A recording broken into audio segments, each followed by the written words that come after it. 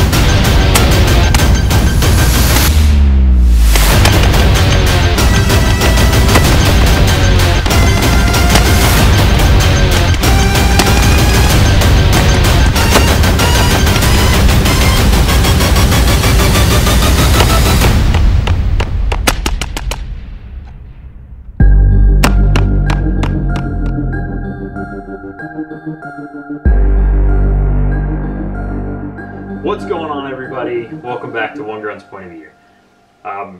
Today I've got for you a pretty quick video on the 40 round Coursifier that we have been developing for 6-7 months now. Started that back in July time frame, I think, and I put a YouTube short out once I had kind of gotten everything ironed out and put together how I wanted it. I then had to go do a ton of metric testing and get a lot of different people to run that drill, so that way I had a fair but also very honest way of evaluating if the drill was working, but then also once the drill was concreted, how I was going to use it to evaluate myself and other people. So what I have for you today is a 40 round Coursifier that I like to call the Heartbreaker. A lot of people that have shot this drill have said that it sucks. Not in terms of the drill is bad, but that it hurts and that it will definitely bruise your ego if you think you are an absolutely phenomenal shooter.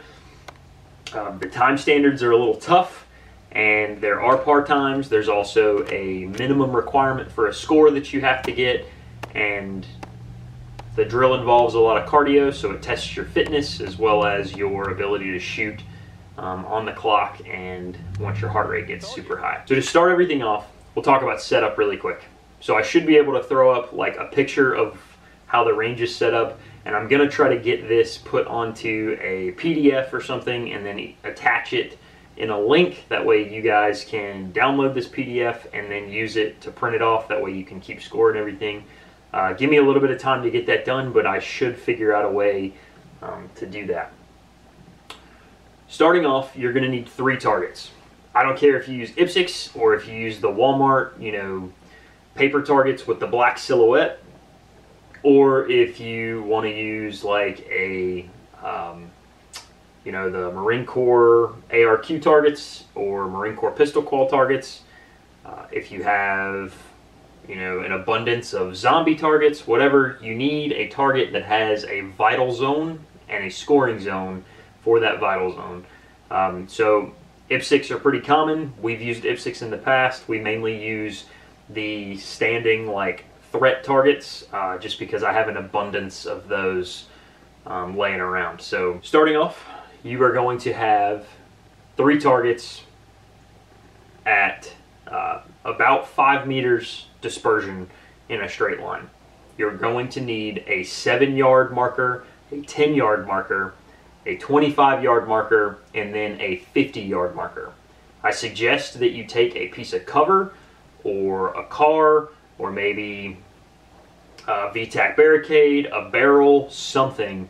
Put it at the 50-yard line because you're going to need it for one of the drills, or you can go prone for that drill and you'll understand that here in a sec. Starting off, 7 yards, you're going to fire a bill drill. Stand by. First bill drill. drill is First 6 drill. rounds to the chest on the center target. Next drill is going to be a failure to stop on the left target. You're going to fire 2 rounds to the chest, 1 to the head, immediately turn and sprint to the 50-yard line. Once you get to the 50, you're going to assume a supported position, whether that's prone with the mag on the deck or off a barrel, off a barricade, whatever. Assume a supported position and then fire a failure to stop on your right target. Again, 2 rounds to the chest, 1 round to the head. From the 50, you are going to start with 2 rounds to the standing, 2 rounds kneeling, sprint to the 25, and then fire 2 more rounds at the 25 once you arrive to that position. So you can do like a competition, like shuffle up, stutter your steps, and fire as you're arriving into the position, or you can get to that position, fire those rounds off once your feet are planted. Don't care how you do it, but it has to be at that 25-yard line. Next drill is going to be a box drill on the move from the 25. A box drill is 2 to the chest on the left target, 2 to the chest on your right target, 1 to the head on the right target, 1 to the head on the left target. If you did your ammo allocation correctly, there is a reload built in there in order to waste some of that time you have moving, and also to keep you walking and have you focus on something other than shooting in that split second. And we'll explain all this in just a minute.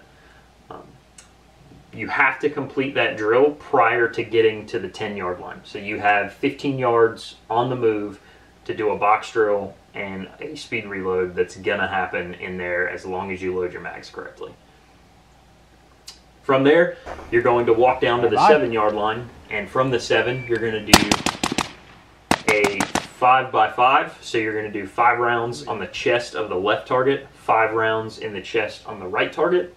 You are then going to go into the next drill, which you can do either the Tale of Two Williams, which if you've seen my YouTube shorts, it is 6 rounds to the head with your rifle, transition 6 rounds to the head with your pistol, trying to go as fast as you can, or you just finish off a final bill drill to the head on that center target.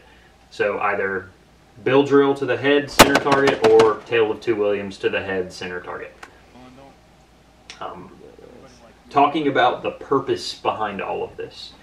So I wanted to have a drill that I could evaluate all of my shooting proficiency in one drill. So recoil management, shooting in a stance that might not be preferred, movement, getting my heart rate up and shooting at distance all in one, arriving into certain positions, whether that be taking a supported position or arriving into a position while trying to remain standing, so that 25-meter thing, shooting on the move, transitions on the move as well as stationary, making sure that I'm paying attention under some sort of added stress. So once my heart rate's elevated, I have to count, and then shooting a precision target, even though it's a little bit up close, being able to do a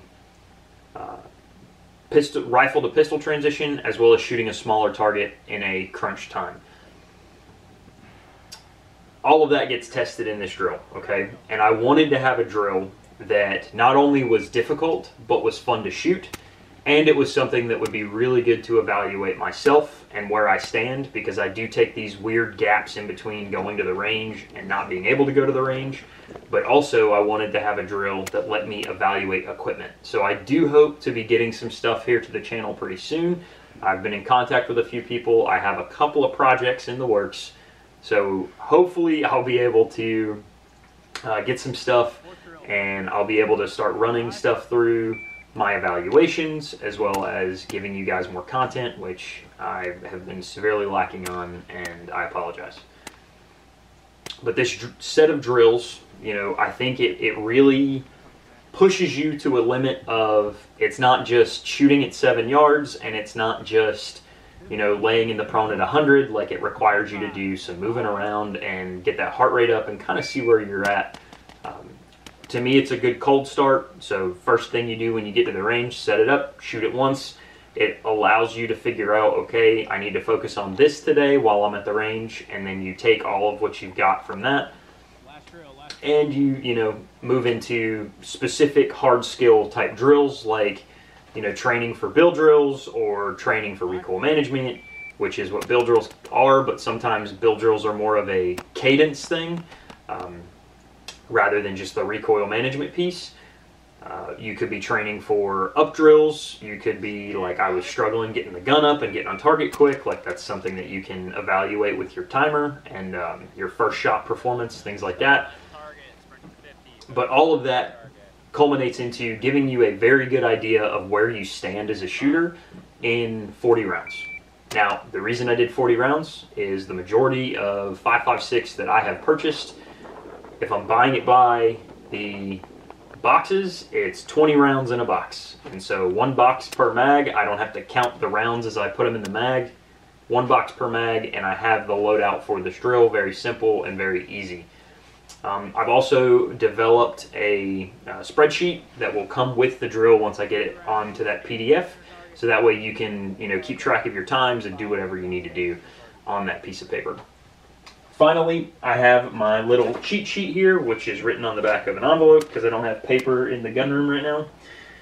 And I want to make sure that I get these numbers right, so I am not putting out false information on the paper as well as, you know, to the video. So I want to make sure it's all concentric without me having to guess around, because we decided these par times right before we made the video. So there is a possible score of 200 points if you score all 3 targets. You should have a total of 40 hits because you have 40 rounds.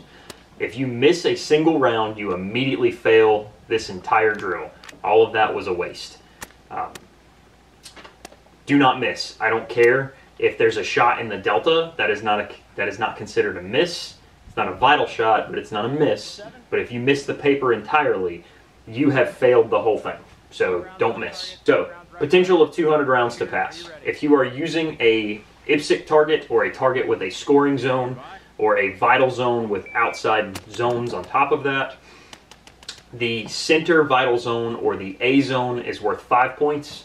The Charlie or outer zone is going to be worth 2.5, and then that far outer zone, which normally is like the arms or maybe like, you know, the shoulder area, like the traps, that's going to be worth 1 point.